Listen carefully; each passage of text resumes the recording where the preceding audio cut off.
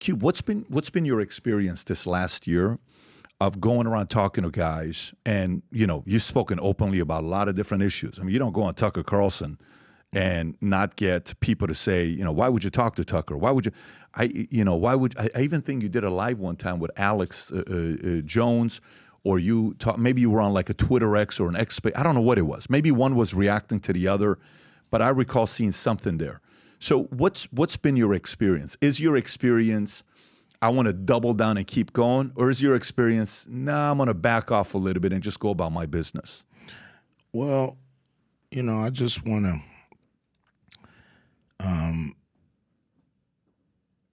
at a certain point, you speak your mind and you're heard, and then, what need to be said has been said. And if you need to keep repeating it, the people obviously is not listening. So politics and all that kind of stuff used to be personal. Religion, people didn't talk about that stuff. Now, people want to know what you are before they even know who you are. So it's become, whack to talk about politics. It's whack. Everybody, especially this time around, everybody know what's at stake. Everybody know who is who. Both guys back and forth. What's to talk about? For me, when I made my first round of money, you make $1 million, you don't have FU money. You make 10 million, you still don't have FU money. You make a few $100 million, you officially have FU money, right? Mm-hmm. Where it's kind of like, all right, I don't need to worry about, and then you don't go to the parties like you don't. I'm a married guy, 4 kids, this, in what is today's date, Rob? I go to the parties when I'm getting paid. That's a different story, though. Yeah. Like you said, you can call me O'Shea if you're paying me. If not, my name is Cube, right? Yeah. In 2 days, it's going to be my 15-year anniversary. I've been married, right? Sweet. And we take it 1 year at a time. Yeah. It's a lot of work that you do it, right? And I was the guy you didn't know who was my girlfriend. And then if you knew, it's because I wanted you to know. I don't need to, me and my girl have a relationship. It's our business. When my wife and I were dating, when all of a sudden they found out, they're like, you guys are together? Yes, for how long? No shit. Yeah, why don't you tell us? It's not your business. It's a wife. It's who I'm choosing to be with. And the people that I have double dates with, we do what we do. Mm-hmm. And then, plays the role of faith, plays the role of all these other things. And what's your politics, Pat? None of your business what my politics is, where I'm at, right? Yeah. And I'm kind of going through that phase. And then you get kids, and you have 4 of them, 12, 10, 8. She's going to turn 2, 3, because our youngest is born on our anniversary date, same day. And then I read one quote that leveled me. Remember your friend told you one quote, if you mind your own business, you're going to live a longer life than if you don't. I read this quote that said, if you think it's foolish to study politics, you'll be governed by fools who do. Mm-hmm. So I read that. I'm like, it's either Socrates or Aristotle, Plato, one of these guys. I'm like, man, I don't want to do this. So we're creating content. Every time we're creating content, my guy Mario, who's been with me 19 years, I'd say, I'm going to make content around business. If I even say anything about politics, stop the video. So we're shooting video at 11 o'clock at night, and our audience mainly is business. We run consulting. We consult for 5,000 businesses, 60-plus countries, but David Consulting. We're doing all this stuff, and, there's a lot of businesses we run. And, hey, Pat, you're talking politics again. Why'd you stop me? Pat, it's politics. Damn, you're right. Stay away from it. So I'm staying away from it. Going back to business.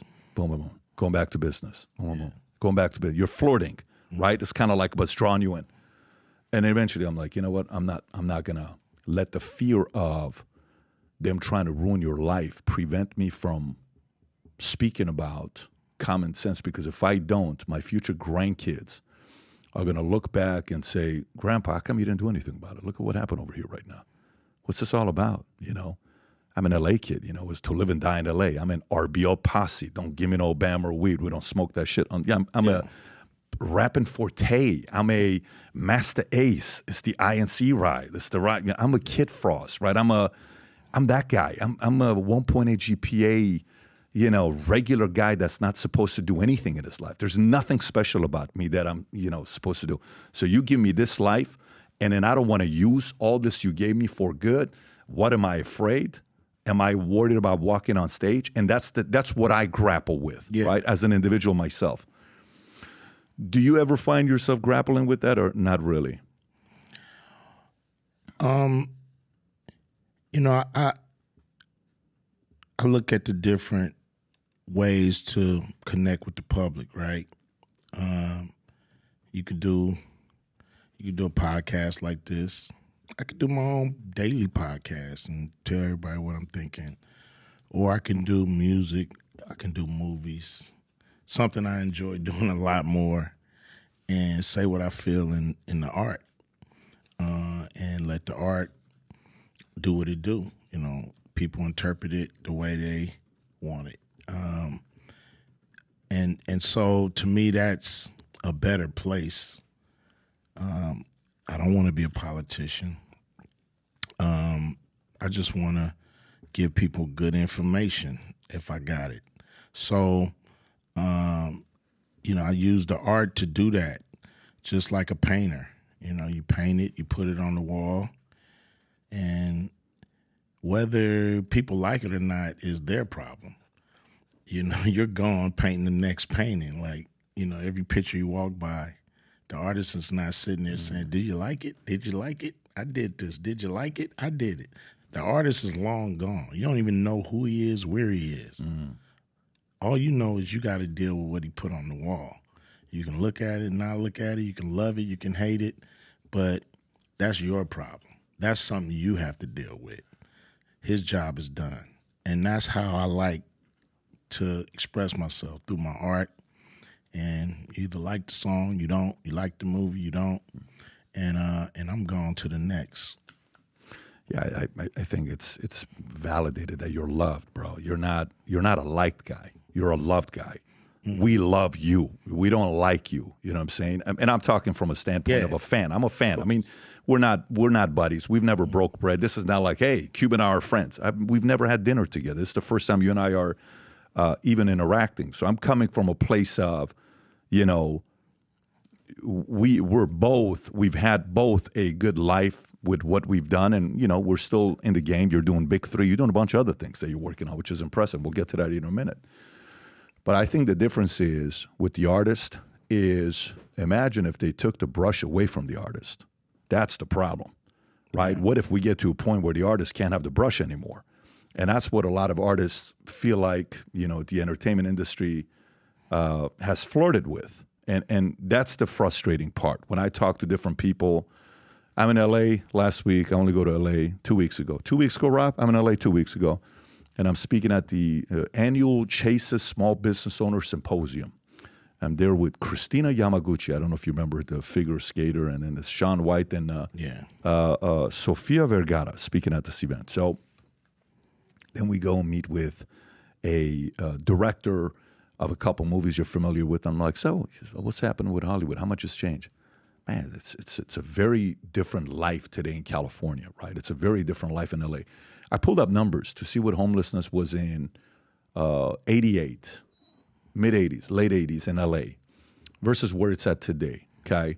Mm-hmm. And then you look at crime versus today. You look at the streets. I used to go to Denny's at Baldwin is it Baldwin Park, the one with the movie theater where there was a Denny's Sizzler? There was a Sizzlers there there, and I used to speak there all the time. And so that was, my dad had a 99-cent store down the street from Great Western Forum. Yeah, he worked there 15 years. They knew him as David, and right next to Video 2020. If you remember Video 2020, my dad's store is right next to it, wall to wall, right?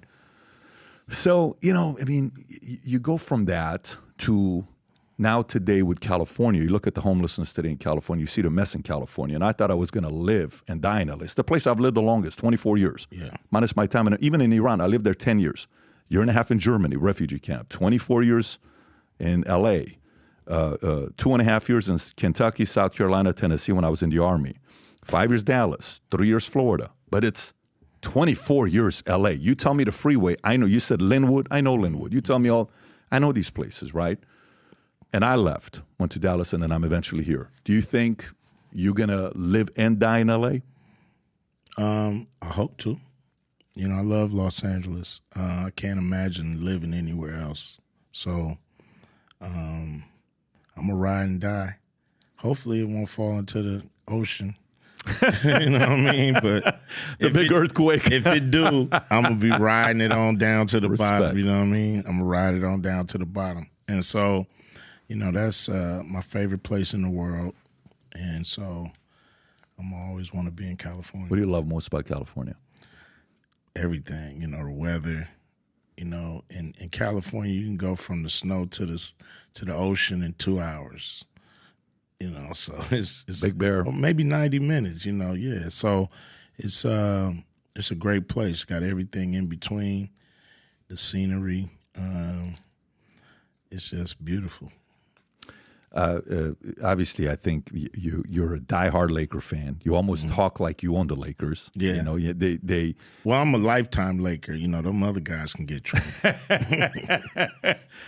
By the way, I looked at the list of things that, you know, favorite musician, Michael Jackson, right? Jaws, favorite movie, right? All these things I'm kind of like, you know, what are some... Mike was my favorite singer. Prince is my favorite musician. Interesting perspective. Favorite song of Michael? Oh, man, my favorite song of Michael, oh, my God. Like, he's got a lot of them. It's not like it's going to be He got easy. so many hits. It's hard to say. But I guess I would go with, you know, it's hard to beat Billie Jean, man. It is hard to beat Billie Jean. In these uncertain times, if there's anything we need people to believe the future looks bright. So if you've heard about me saying this mission to you, we're on a mission to get 1 million people to wear this gear, and this is what we're doing.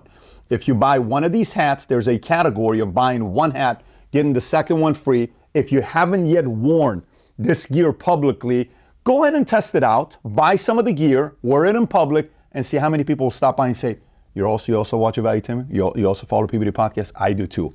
Place your order. Go to vtmerch.com, click on the link above or below, place your order, and represent the VT and the PBD Podcast gear. So if you like this clip and you want to watch another one, click right here. And if you want to watch the entire podcast, click right here.